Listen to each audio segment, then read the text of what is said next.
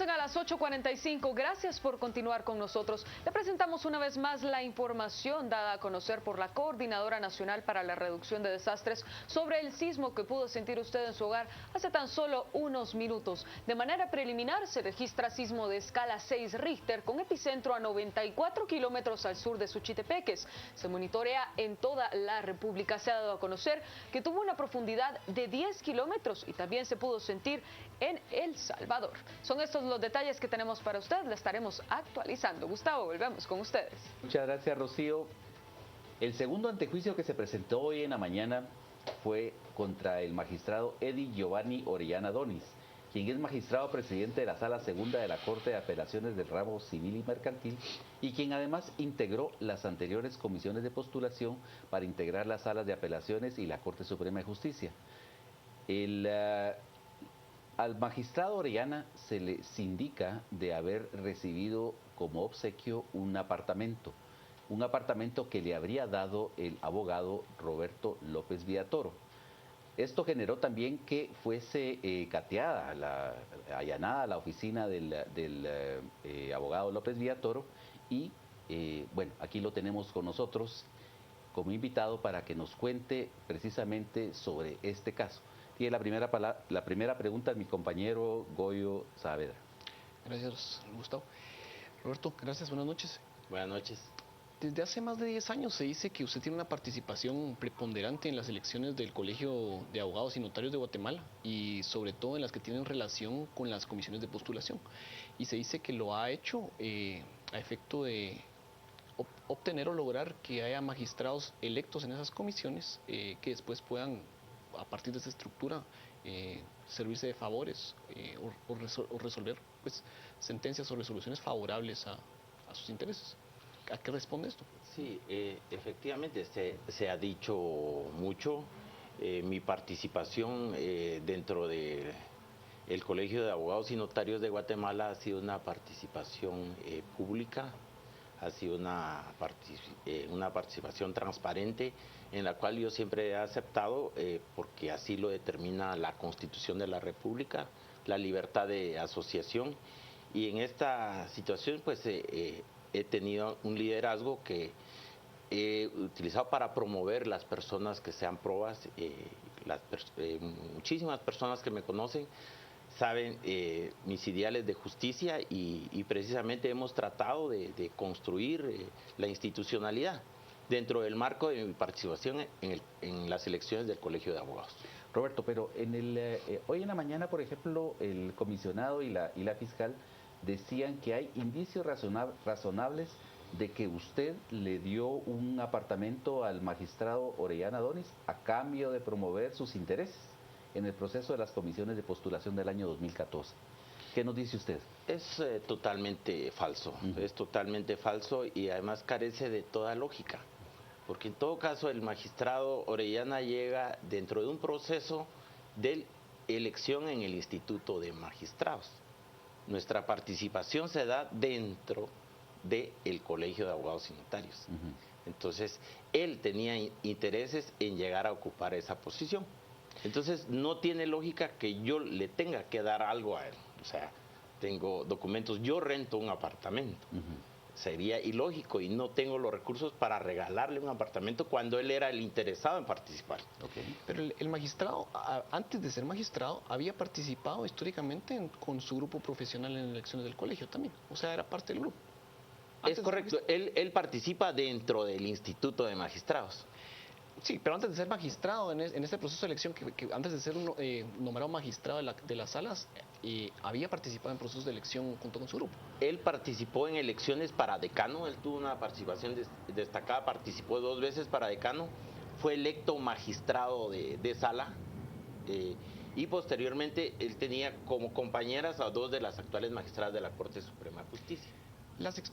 ¿Qué explicación le da, digamos, a que justo 2 meses después de que podríamos decir, un proceso exitoso a los grupos que conformaron la mesa, mayoritariamente con los integrantes que fueron electos por el colegio y también los miembros del Instituto de Magistrados, llegaron a término, como lo expone la CICID, a la elección de 6 magistrados de la Corte Suprema de Justicia, se da esta transacción entre empresas vinculadas con usted y el magistrado.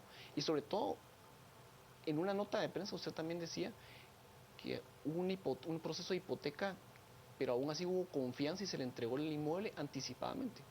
Mire, toda la situación es una cuestión compleja.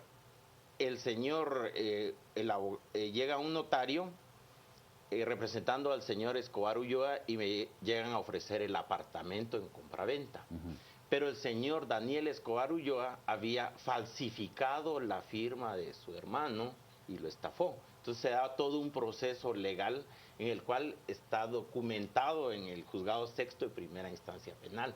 Todo eso son explicaciones y tenemos los documentos, los cheques con lo cual podemos probar que es una transacción lícita, en la cual, digamos, como gestor de negocios obtuve una utilidad. Entonces, toda la documentación existe y la podemos probar. Ahora, ¿por qué razón acude usted a la CICIG en abril del año pasado? Asisto porque precisamente se inicia un proceso de investigación y yo fui llamado y presenté la documentación. O sea, todo está bancarizado, existen los cheques, existen las escrituras, en las cuales por la cuestión de tiempo y por el hecho que fue allanada nuestra oficina no pude traerlos, pero sí lo voy a poner a la vista en las instituciones correspondientes. Es decir, la documentación existe. Existe la documentación. En marzo del año pasado, abril, usted había dado una entrevista a un medio digital y explicó que había un pagaré por medio a que las transacciones se dieron. Hoy la CICIG lo que dice es el dinero nunca pasó de las cuentas del magistrado Orellana a los receptores finales de la transacción. Entonces es difícil comprobar la utilidad. Si usted escuchó con atención, se estableció que por el tema del secreto bancario no se pudo profundizar. Pero en eso estoy completamente tranquilo y en paz, confiando en Dios de que todo se va a aclarar porque obviamente sí existe, si se sigue la ruta del dinero, el apartamento fue pagado y existe la hipoteca. O sea, eso es lo real. Usted nos habla de transparencia en estos procesos de elección de magistrados. En una entrevista en Contrapoder también decía, bueno, que más o menos el proceso de organización y de campaña a los grupos para la elección de los comisionados del colegio había costado menos de 1 millón de quetzales. ¿Hay una rendición de cuentas del grupo respecto de las donaciones o de los aportes que nos permitan esa transparencia en ese proceso? Mire, este es un proceso, yo no recibí dinero de nadie, simplemente nosotros se organiza con fondos que son entregados voluntariamente. Y si usted, le dio seguimiento a ese proceso, usted se va a recordar de que nosotros nos enfrentamos a los operadores del Partido Patriota, pero dentro de la organización gremial en el Colegio de Abogados. Ahora, la CICIG y el MP dice, por lo anterior puede afirmarse que los dineros utilizados para la adquisición del apartamento del condominio El Torreón se hicieron con fondos administrados por empresas bajo el control de Sergio Roberto López Villatoro. ¿Existe alguna documentación de parte de que pueda realmente acreditar que el magistrado le pagó a usted por ese apartamento? Existe la documentación, existen los cheques y las transacciones, todo existe. ¿Por qué ese comprador? ¿Por qué ese comprador y por qué esperar, digamos, entregar la propiedad 5 meses antes de recibir el dinero? Porque la propiedad estaba inmovilizada. O sea, yo le digo, tenemos toda la documentación, existe la transacción y está inmovilizada. Porque el señor Daniel Ulloa le falsificó la firma a su hermano. O sea, esa es la situación. Y digamos, si usted la mira como una transacción normal, ¿tiene usted otros negocios con otros magistrados o con otros funcionarios del sector justicia porque son amigos, porque son conocidos de antes de esa función que respalden ese tipo de temas? Mire, usted le va a vender a las personas que son sus conocidos, a sus amigos, no a sus enemigos. Entonces, obviamente, puede pasar con usted, que usted, si yo le conozco y tengo algún bien que a usted le interesa, se lo vendo. Esto es el libre comercio. O sea, una transacción toda vez sea lícita, o sea, no importa quién sea el comprador. Pues, o sea. Ok. Estamos a las 8:45, por favor, no se vaya, que aún hay más. Tenemos la entrevista con Roberto López Villatoro.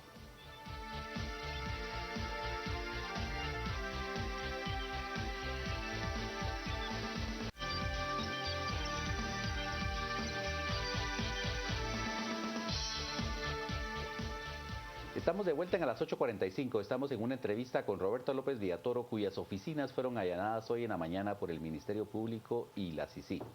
Roberto, el Ministerio Público aduce que que usted le dio ese apartamento y que el magistrado incidió en la elección de Silvia Verónica García Molina, de la magistrada Vitalina Orellana, de José Antonio Varales, los magistrados suplentes Guillermo Demetrio España Mérida, Mario Estuardo Gordillo Garlindo, así como el ex magistrado Douglas René Charchal Ramos. ¿Usted apoyaba a estos magistrados? Mira, Gustavo, el magistrado Orellana llega a ser elector o comisionado con el voto de sus compañeros. O sea, digamos, en esta elección... Él integra a la sala por 5 años con la actual presidenta de la Corte Suprema de Justicia y con la magistrada Vitalina Orellana. O sea, ellos tienen una relación de 5 años. Ellas le dan el voto a él y obviamente él tenía que votar por ellas y procurar que ellas resultaran electas. Esa es una función. Nuestra función se da dentro del colegio de abogados. Okay. En la cual nosotros obviamente pedimos una cuota para que lleguen electos nuestros representantes. ¿Y a quiénes apoyaba usted en esa elección? Nuestra principal propuesta fue la magistrada Delia Dávila. Y la apoyamos porque yo he creído en el trabajo que realiza CICIG. Y la apoyé precisamente porque ella trabajó, era ex trabajadora de CICIG, para generar un sistema de contrapesos para detener a los operadores del Partido Patriota. Esa es la realidad. Entonces, a ella nosotros la apoyamos y obviamente dentro de la cuestión nadie tiene los votos, pero ella y el licenciado también Hugo Calderón fue propuesta nuestra. Ahora, entonces lo que usted me está diciendo es que su grupo político dentro del gremio no tiene injerencia dentro de la elección de los representantes de los magistrados de salas de apelaciones. Tiene que existir una sumatoria de votos donde se necesitan 2/3 partes. Nadie puede por sí solo porque se hace una negociación. Es un sistema que se convirtió en perverso porque se politizó. De hecho, yo le puedo decir con toda franqueza, y lo he externado, que las comisiones de postulación deben desaparecer, porque no es el mecanismo idóneo para elegir magistrados independientes. Pero esas son las reglas del juego. Eso lo dice la Constitución, no lo digo yo. Usted nos está describiendo el sistema, yo voto por ti, tú votas por mí, generamos un acuerdo para llegar a magistrados. No se genera en base a la ley de comisiones de postulación. Quienes obtienen las mayores notas tienen mayores posibilidades de ser electos. Y es exactamente la magistrada Delia, con una trayectoria limpia, fue apoyada por nosotros. De hecho, yo le dije, la impulsé y porque creemos en la honorabilidad de ella. Pues mucho de lo que ha cuestionado los movimientos que han supervisado o han acompañado estos procesos es que no los que recibieron mejores notas fueron los más votados. ¿Cuál fue la posición de su grupo en ese sentido? Que quienes obtuvieran las mejores notas fueran electos. ¿Así votaron? Así votamos. Y eso queda constancia también. Planteó la necesidad de acuerdos entre grupos, porque nadie llena los votos para tener las 2/3 partes. ¿Con qué grupos pactaron? Yo no pacté. Eso es un trabajo que hacen los comisionados que se hace de manera pública, pero ya se hace dentro del sistema de votación, del cual nadie puede decir que tenga el control. Eso es falso. Ahora, pero digamos, en esa elección, bueno, había varios grupos en pugna. Teníamos en primer lugar el grupo que empujaba el Partido Patriota, en donde estaba hoy recluido en el Mariscal Zavala, expresidente del IX, Juan de Dios Rodríguez, quien se decía que estaba aliado con Gustavo Herrera. Estaba también el grupo de los abogados de Misco, estaba también el grupo que encabezaba Bonerge Mejía y Abidán Ortiz, y el grupo de Estuardo Gálvez y el grupo de ustedes. Es correcto. ¿Sí? Ahora, ¿con cuáles grupos trabajaban ustedes en esta elección? Nosotros trabajamos en forma independiente y nosotros creíamos en la participación que debía existir un mayor porcentaje de mujeres en la Corte Suprema de Justicia y que se debía privilegiar la experiencia judicial. O sea, la carrera judicial es apoyar jueces para que llegaran a la magistratura de sala y apoyar a los magistrados de sala para que llegaran a la Corte Suprema de Justicia, apoyando principalmente mujeres. Usted dijo que el sistema se volvió perverso. ¿Le parece que con un sistema, en sus palabras, perverso y electo de esta forma, los representantes de la justicia en Guatemala o de estos cargos ejercen una legitimidad en sus funciones? No, yo creo que el sistema debe cambiar. Por eso le digo, era importante aprobar las reformas constitucionales. Porque si usted recuerda, la elección de los magistrados actuales se da en un pacto entre el Partido Patriota y Líder. No existió una discusión, fue apoyado en un solo golpe y se dejó a magistrados de sala con experiencia, con muchísima experiencia, como María Cristina Fernández y muchas magistradas de carrera, probas, se dejan fuera del proceso. ¿Por qué? Porque el problema es que es un poder del Estado que debe ser eminentemente técnico, electo por un poder político. O sea, la elección de los magistrados no debe pasar por el Congreso de la República. Pero usted nos está dando los argumentos de quienes se opusieron en algún momento a la elección en 2014. ¿Por qué el grupo no se manifestó cuando se alegó que esa elección debía haber sido anulada? Yo creía que la elección debía ser anulada. O sea, en el tema del Congreso yo creía que la elección debía repetirse y someterse a un proceso para lograr una mejor escogencia. Ahora, dentro del Porque propio... sí se da dentro de un pacto político. La elección se da en un pacto político, obviamente, entre el Partido Patriota y Líder. Pero Roberto, previo a eso, incluso dentro de las deliberaciones de las comisiones de postulación, muchos colegas periodistas pudieron constatar que había un intercambio de mensajes, que había un intercambio de instrucciones entre los comisionados y quién sabe qué afuera. Es decir, lo que hacía pensar en un tráfico de influencias para decidir elecciones. Es decir, ¿por qué ese proceso no fue cuestionado en su momento por su grupo? Claro, nosotros, en todo caso, para nosotros fue un golpe muy fuerte, porque se hizo un enorme esfuerzo para detener a los operadores del Partido Patriota. Y eso queda en constancia. Pero el golpe artero se da en el Congreso. Yo creo que nosotros hicimos una lucha cívica, que jamás va a ser reconocida, porque siempre va a existir la duda y la desconfianza. Pero muchas personas pueden dar fe de mi actuar. Y les digo, confío en Dios y en su justicia. Y espero que soy el principal interesado que se aclare todo esto. Pero yo jamás he presionado a jueces, jamás les he pedido favores a cambio de. Y el sueño de un bufete joven, que tenemos 2 años de tener el bufete, el día de hoy quedó enterrado, afectando a muchísimas personas. Pero les digo yo, quienes me conocen saben de mis principios, saben de mis ideales. Entonces yo en ese aspecto me siento tranquilo, confiando en las instituciones. Como le digo, yo he considerado y he apoyado la labor de CICIG en el país. Y prueba de ello es la elección de la magistrada Delia y de otras personas. El licenciado Hugo Calderón, que es un académico de carrera. Entonces, obviamente, le digo, somos profesionales del derecho. Participamos dentro de una universidad estatal que está politizada. Entonces, obviamente nos hace conocer como estudiantes y luego como profesionales a una gran cantidad de abogados. Lo mismo ustedes, son periodistas, ustedes conocen muchos periodistas. Nosotros somos abogados, conocemos a muchos abogados. Pero de ahí a hacer acusaciones sin fundamento, eso es delicado, le digo. Claro, pero usted nos plantea un escenario en donde por generación espontánea se reúnen, ven la necesidad de poder incidir, lo hacen. Ahora, no es generación espontánea, déjeme corregirle esto, no es generación, son procesos establecidos por la Constitución Política de la República de Guatemala. Es la participación de los abogados y se da una elección. Entonces existen personas que están interesadas, obviamente, recuérdese, en Guatemala, digamos, hay una escasez de empleos. Hay una gran cantidad de abogados y muchos tienen el interés legítimo de participar y poder acceder a una magistratura. Entonces, es un juego político donde se mueven intereses. Así es, o sea... ¿Consideraría, bueno, lo voy a arriesgar a hacer la pregunta, pero ¿consideraría creíble la versión de Roberto López Villatoro frente al público o la audiencia? Ese es el enorme reto, pero yo creo en la verdad y en la justicia. Y creo que eso debe llegar y el mayor respaldo es de las personas que me conocen.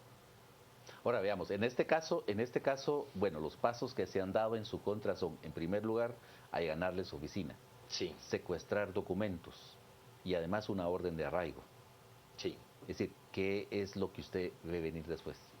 Mire, para mí es el día de hoy es un día muy triste porque veo de que por, digamos,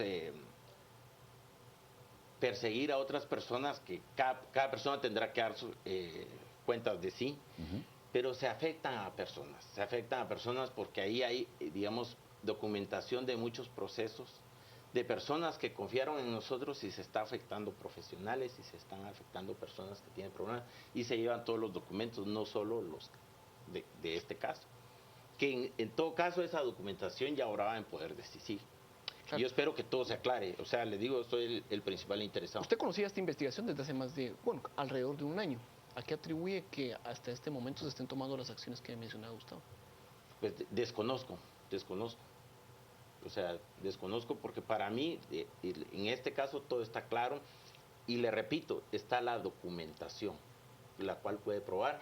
Y en esta negociación, le voy a decir un tanto compleja, participaron muchas personas porque existe un proceso en el juzgado sexto de primera instancia penal, donde están actualmente, no sé si ya se cerró el caso, pero están procesados 3 hermanos y un notario por haber falsificado una firma. Entonces, eso hace de que, digamos, la transacción sea compleja. Pero en todo caso, la verdad tiene que salir a luz. Y existe, todo está documentado. Ahora, solo reiteremos una cosa. Entonces, usted niega haberle dado como obsequio esa casa al magistrado. Lo niego porque es la verdad. O sea, yo no tenía por qué regalarle a ningún magistrado porque no tengo ningún interés. El interesado en todo caso era él de acceder a una posición. Y niega que los fondos con los cuales se compró esa casa vengan de empresas suyas, como asegura la CICIG. Él compra el apartamento con un préstamo que él realiza en un banco del sistema. Ok. Ahora, una última pregunta, Roberto. Recientemente un grupo de ex investigadores de la CICIG, de ex abogados, estableció un bufete. Y en su momento se dijo que usted era uno de los principales accionistas y financistas de ese bufete. No es cierto. Ellos deciden salirse, sí los conocí, pero jamás fui socio de ellos y no tengo absolutamente nada que ver con ese bufete. Okay. Pues le agradecemos mucho su participación en esta entrevista, Roberto, y vamos con mi compañera Marjorie Bonan a las 10 p.m. Hola, Marjorie.